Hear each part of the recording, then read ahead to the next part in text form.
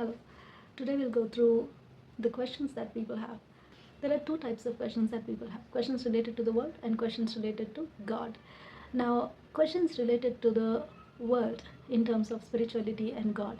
Number one, if you are a Christian, then how should a Christian dress? First, you come to God, and then God will treat you and train you. Now, modernism versus modesty. The Bible talks about modesty and being sober. Then if you have to become a Christian, and if you are a Christian, then you have to dress in a sober manner. Do we have to give up on the modern clothing and all? It's not about modern or traditional or anything. You have to dress in a decent manner. That's the bottom line. That's all. You can wear any type of clothing. First of all, is for covering your body, being dignified, and having the comfort.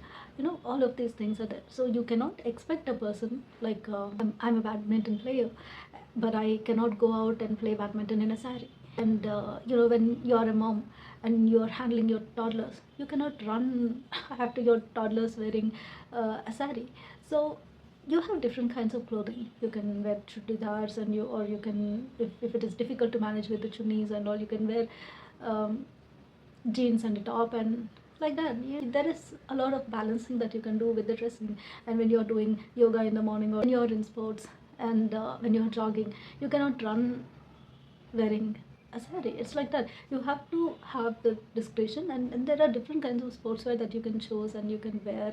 Everything is for comfort. So you cannot be very stringent with the idea that you have to give up on any kind of clothing and be sober and wear a like a maxi handset. It's not like that. So you can wear any kind of clothing, but see that it's kind of decent.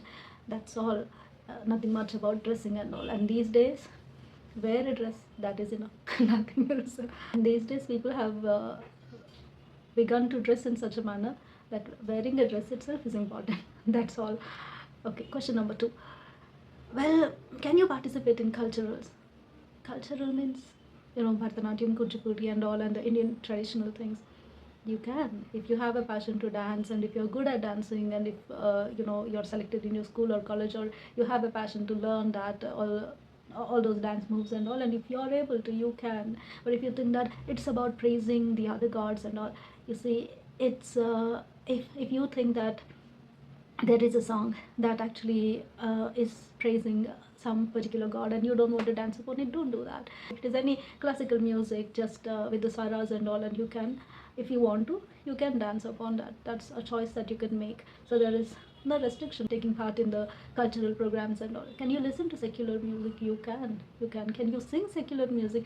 You can. There are different genres, but again, you have to be cautious with the lyrics and all. I mean, if you have that discretion about the lyrics, if it's a romantic song, then fine, go sing to your partner. If it is some kind of a popular genre, or a patriotic song, or anything that sounds good and you want to sing it, go ahead and sing it. There is no restriction for that.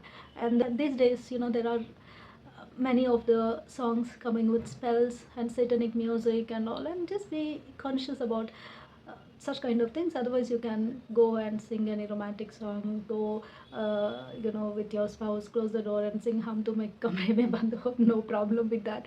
So you can sing and dance and do these things. That's fine.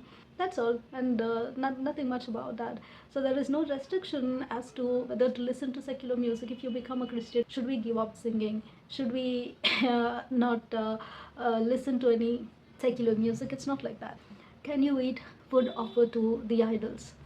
Well, why do you even go to a place where somebody will offer you the food offered to idols?